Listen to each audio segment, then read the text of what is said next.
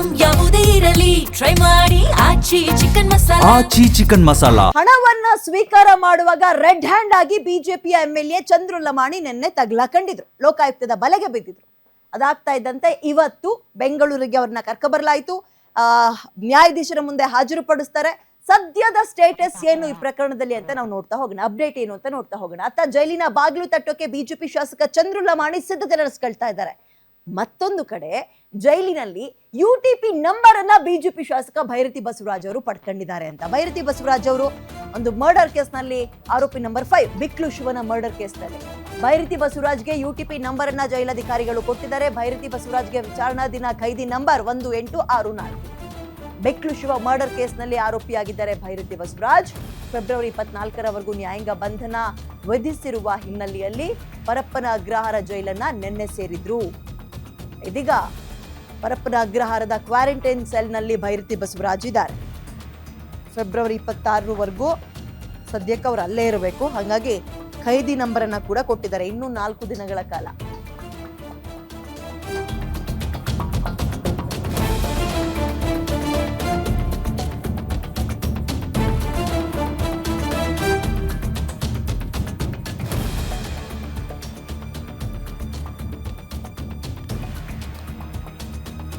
Okay, ಮತ್ತಷ್ಟು ಮಾಹಿತಿ ನನ್ನ ಕಲಿಗ ಅಂಬರೀಶ್ ನೀಡ್ತಾರೆ. ಅಂಬರೀಶ್, ಬಿಜೆಪಿಯ MLAಗಳಿಗೆ ಅದೇನು ಗ್ರಹಚಾರ ಬಂದಿದೆಯೋ ಗೊತ್ತಿಲ್ಲ, ಒಬ್ಬೊಬ್ರೆ ಯಾವ್ದಾವ್ದೋ ವಿಷಯಗಳಲ್ಲಿ ತಗ್ಲಾಕೊಳ್ತಾ ಇದ್ದಾರೆ. ಸರಿ, ಭೈರತಿ ಬಸವರಾಜ್ ಅವರ ವಿಚಾರಕ್ಕೆ ಬರೋದಾದ್ರೆ ಖೈದಿ ನಂಬರ್ ಕೊಟ್ಟಿದ್ದಾರೆ ಅನ್ನೋ ಮಾಹಿತಿ ಇದೆ.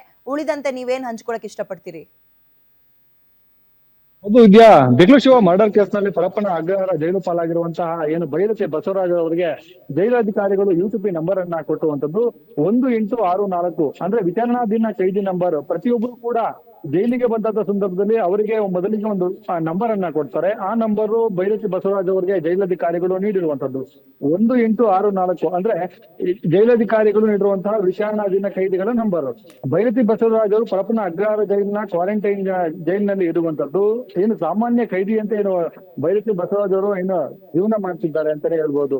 ಇವರು ನಿನ್ನೆ ಜೈಲಿಗೆ ಬಂದ ಸಂದರ್ಭದಲ್ಲಿ ನಿನ್ನೆ ಒಂದು ಮಧ್ಯಾಹ್ನ ಬಂದ ಸಂದರ್ಭದಲ್ಲಿ ಅವರು ಸಾಕಷ್ಟು ಏನು ಜೈಲಿಗೆ ಹೊರಗಡೆ ಹೋಗ್ತಿದ್ದಂತ ಏನು ಕಣ್ಣೀರನ್ನ ಹಾಕಿದ್ದು ಅನ್ನೋಂಥದ್ದು ಕೂಡ ಏನು ತಿಳಿದು ಬಂದಿರುವಂತದ್ದು. ಈಗ ಏನು ಕ್ವಾರಂಟೈನ್ ಸೆಲ್ ನಲ್ಲಿ ಇದ್ದಾರೆ. ಅವರು ಏನು ಸಾಮಾನ್ಯ ಖೈದಿಯಂತೆ ಎಲ್ಲರಂತೆಯೂ ಕೂಡ ಏನು ಜೀವನ ಮಾಡ್ತಂತ. ಜೊತೆಗೆ ಜೈಲಿನಲ್ಲಿ ಕೊಡುವಂತಹ ಊಟವನ್ನೇ, ಅಂದ್ರೆ ಸಾಮಾನ್ಯ ಖೈದಿಗಳು ಯಾರು ಊಟವನ್ನ ಸೇವಿಸ್ತಾರೆ ಅದೇ ಊಟವನ್ನ ಏನು ಭೈರತಿ ಬಸವರಾಜ್ ಅವರು ಕೂಡ ಏನು ಊಟವನ್ನ ಸೇವಿಸಿದ್ದಾರೆ. ಜೊತೆಗೆ ಭೈರತಿ ಬಸವರಾಜ್ ಅವರು ನಿನ್ನೆ ಜೈಲಿಗೆ ಹೋದಂತ ಸಂದರ್ಭದಲ್ಲಿ ರಾತ್ರಿ ಏನು ನಿದ್ದೆ ಮಾಡದೆ ಏನು ರಾತ್ರಿ ಫುಲ್ ಜಾಗರಣೆ ಇದ್ರು ಎನ್ನುವಂತಹ ಮಾಹಿತಿ ಕೂಡ ಲಭ್ಯವಾಗಿರುವಂತದ್ದು. ಬೆಳಗ್ಗೆ ಒಂದು 6 ಗಂಟೆಯ ಸುಮಾರಿಗೆ ಏನು ಭೈರತಿ ಬಸವರಾಜ್ ಅವರು ಎದ್ದು ಅವರು ಏನಂತಂದ್ರೆ ದೇವರಿಗೆ ನಮಸ್ಕರಿಸಿ ಕೆಲವು ಹೊತ್ತು ಬ್ಯಾರಕ್ ನಲ್ಲಿ ವಾಕಿಂಗ್ ಮಾಡಿದ್ರು ಅನ್ನುವಂಥದ್ದು ಕೂಡ ಏನು ತಿಳಿದು ಬಂದಿರುವಂತದ್ದು.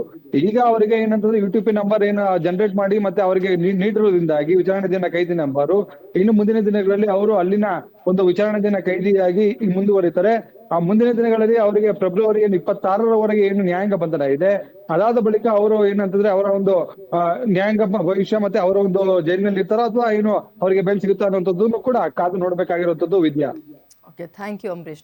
ನಿಮ್ಮೂರಿನಿಂದ ವಿಶ್ವ ಮಟ್ಟದವರೆಗೆ ರಾಜಕೀಯ, ಸಿನಿಮಾ, ಸ್ಪೋರ್ಟ್ಸ್ ಯಾವ ಸುದ್ದಿಯೂ ಮಿಸ್ ಆಗಲ್ಲ.